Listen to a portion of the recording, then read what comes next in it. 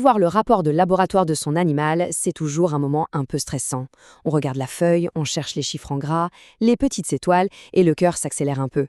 Eh bien aujourd'hui, on va enfiler notre casquette de détective pour apprendre à déchiffrer ces indices et surtout à comprendre ce qu'ils veulent vraiment dire. Voilà la question qui nous amène ici. On voit une valeur qui sort de la norme, et tout de suite c'est l'inquiétude.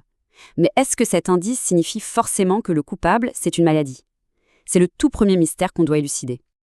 Allez, on plonge dans le vif du sujet.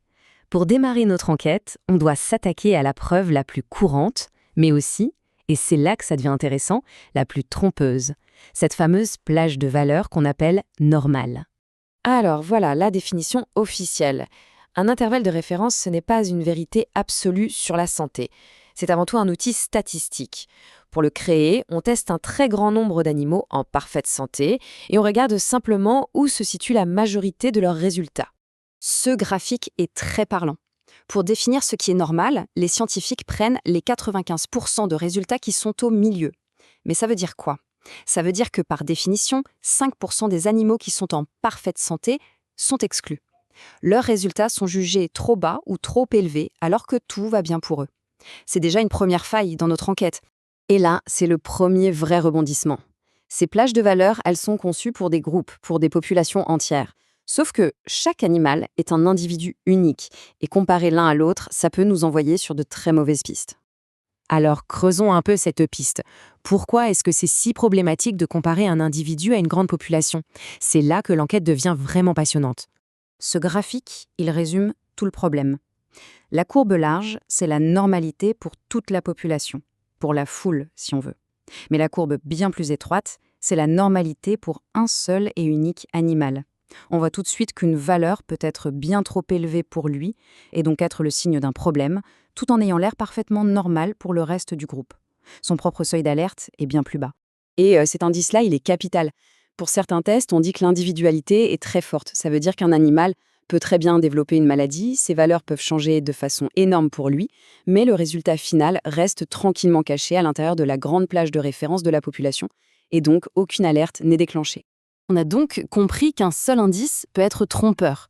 Mais une série d'indices, ça peut révéler une tendance.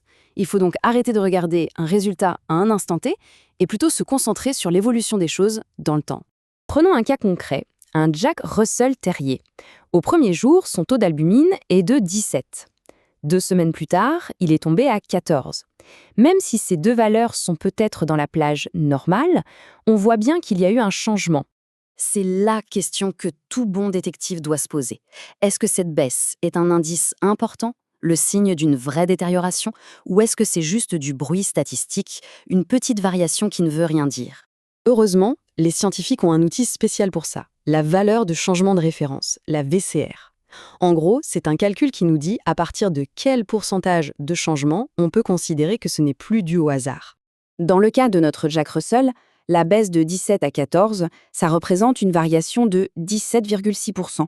Gardons bien ce chiffre en tête, c'est une preuve capitale pour la suite.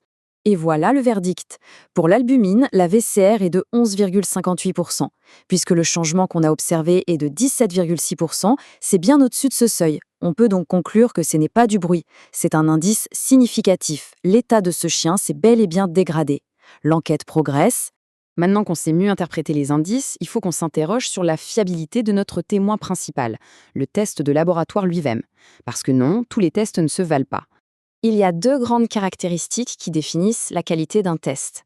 D'un côté, la sensibilité, c'est sa capacité à bien repérer tous les animaux qui sont malades pour éviter les faux négatifs.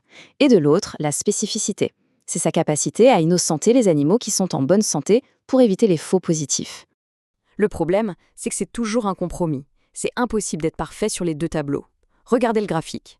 Si on met le seuil de détection très bas, comme la ligne 1, on est sûr de trouver tous les malades. On est très sensible. Mais notre filet est tellement large qu'on attrape aussi plein d'animaux sains par erreur. A l'inverse, avec un seuil très haut, comme la ligne 3, on ne se trompe jamais sur les sains, mais on laisse passer beaucoup de malades. Le bon test, il est toujours quelque part au milieu. On arrive maintenant au dernier acte de notre enquête, et c'est peut-être le plus contre-intuitif. La valeur d'un test ne dépend pas seulement de sa qualité, mais aussi de l'endroit où on l'utilise. Le contexte change absolument tout. Le concept clé, ici, c'est la valeur prédictive positive, la VPP. Ça répond à une question toute simple. Ok, le test de mon animal est positif, mais quelle est la probabilité qu'il soit vraiment malade? Et la réponse à cette question, attention, dépend énormément de la fréquence de la maladie dans la population générale. Regardez cet exemple, c'est frappant. On a un excellent test, fiable à 95%. Si on l'utilise dans une population où la maladie est très fréquente, un résultat positif à 95% de chance d'être correct. C'est super. Mais maintenant, on prend ce même test et on l'utilise dans une population où la maladie est très rare. Eh bien là, sa VPP s'effondre à 50%. Autrement dit, le résultat positif n'a pas plus de valeur qu'un tirage à pile ou face. Pour que ce soit bien clair, prenons un dernier cas tout à fait concret. Un chat au Royaume-Uni qui vient de recevoir un résultat positif pour le VIF, ce qu'on appelle parfois le sida du chat. Voilà les faits qu'on a sur la table. Le test utilisé est bon avec une spécificité de 95%. Ça veut dire qu'il n'accuse à tort que 5% des chats sains. Mais, et c'est crucial, la maladie est extrêmement rare là-bas. Elle touche moins de 1% des chats. Alors, quelle est la probabilité que ce chat, avec son test positif, soit réellement malade? La réponse est stupéfiante, seulement 16%. Dans ce contexte de maladie très rare, un test positif a beaucoup plus de chances d'être une fausse alerte qu'un vrai problème. Alors, après toute cette enquête, qu'est-ce qu'on retient? Un résultat laboratoire, surtout quand il est isolé, n'est jamais une conclusion. C'est un indice, une pièce dans un puzzle bien plus grand. Un puzzle qui doit inclure l'examen clinique de l'animal, son histoire personnelle et surtout l'analyse des tendances dans le temps. La prochaine fois qu'un chiffre apparaît en rouge, il faut se souvenir que ce n'est pas la fin de l'histoire, c'est juste le début de l'enquête.